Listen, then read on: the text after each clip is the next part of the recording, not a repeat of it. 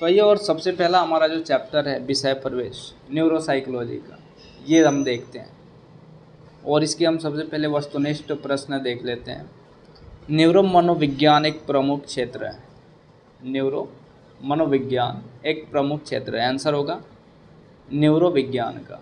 Answer होगा neuro विज्ञान का। दूसरा है न्यूरो मनोविज्ञान जैसे पद का उपयोग सबसे पहले किसने किया? न्यूरो मनोविज्ञान जैसे पद का प्रयोग सबसे पहले किसने किया? तो उस वैज्ञानिक का नाम था विलियम ओसलर। क्या? William Osler.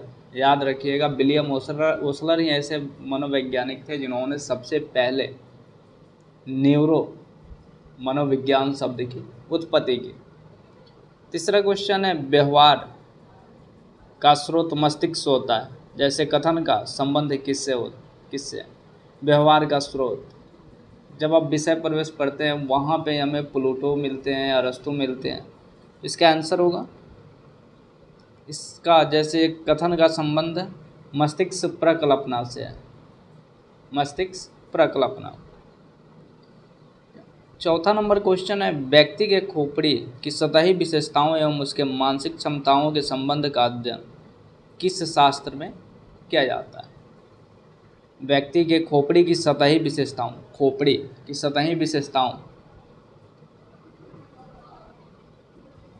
एवं उसके मानसिक क्षमताओं के संबंध का अध्ययन किस शास्त्र में किया जाता है? आंसर होगा कपाल विज्ञान में। आंसर क्या होगा? कपाल विज्ञान। नेक्स्ट क्वेश्चन है निलयी प्रकल्पना के अनुसार मानसिक प्रक्रिया कहाँ अवस्थित होती है? निलयी प्रकल्पना के अनुसार मानसिक जो प्रक्रिया होती है कहाँ उपस्थित होती है? तो इसका जो आंसर है ये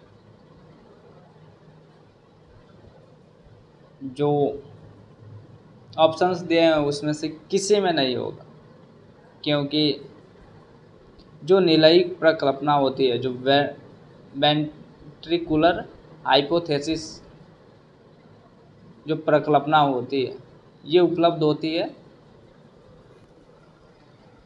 मस्तिष्क के खोखले भाग में, और वेंट्रिकुलर में ही हमें सेवुला मिलता है, और भी कई सारे दो हैं, एक है सेवुला लेगा फेस्टिका और एक है सेवुला टास्टिका। तो ये हमें मिलता है। और उसके बाद है नेक्स्ट क्वेश्चन हमारा नेमेसियस के अनुसार प्रत्यक्षण जैसी मानसिक प्रक्रिया का केंद्र किसे माना जाता है? नेमेसियस के अनुसार प्रत्यक्षण जैसी मानसिक प्रक्रिया का केंद्र किसे माना जाता है? इसका आंसर होगा सेवुला फैंटास्टिका। इसके बाद नेक्स्ट क्वेश्चन है एस्पुरिज्म का नाम किससे संबंधित है? तो आंसर होगा कपाल विज्ञान। सुपरिज्म का नाम कपाल विज्ञान से संबंधित है। नेक्स्ट क्वेश्चन है मानसिक कार्यों का मस्तिष्क में स्थिति निर्धारण से संबंधित पहला प्रयोग किसने किया? यानी मानसिक कार्यों का मस्तिष्क में स्थिति निर्धारण से संबंधित पहला प्रयोग किसने किया? आंसर होगा फ्लोरेंस ने। क्या? फ्लोरेंस। नेक्स्ट क्वेश्चन है किसने कहा था कि हम लोग अपने बाएं गोलार्ध की प्रबलता के कारण बोल पाते हैं? अपने बाएं गोलार्ध की प्रबलता के कारण बोल पाते हैं। आंसर होगा पॉल ब्रोका। और ब्रोका ने इस क्षेत्र में बहुत सारा काम किया था। वे पहले ऐसे वैज्ञानिक थे जिन्होंने मस्तिष्क के बारे में बहुत ही बेहतर तरीके से बताया था। उसके बाद नेक्स्ट क्वेश्चन है उस मशहूर रोगी का क्या नाम है जिसे पॉल ब्रोका ने अध्ययन करके यह बतलाया कि बायां अग्रपाली में क्षति उसके बसाई विकृति का कारण था? आंसर होगा लोवोगर्न। ब्रोका ने जिस मरीज पे अपना जो शोध था वो किया, उसका नाम था लेवोगर्न।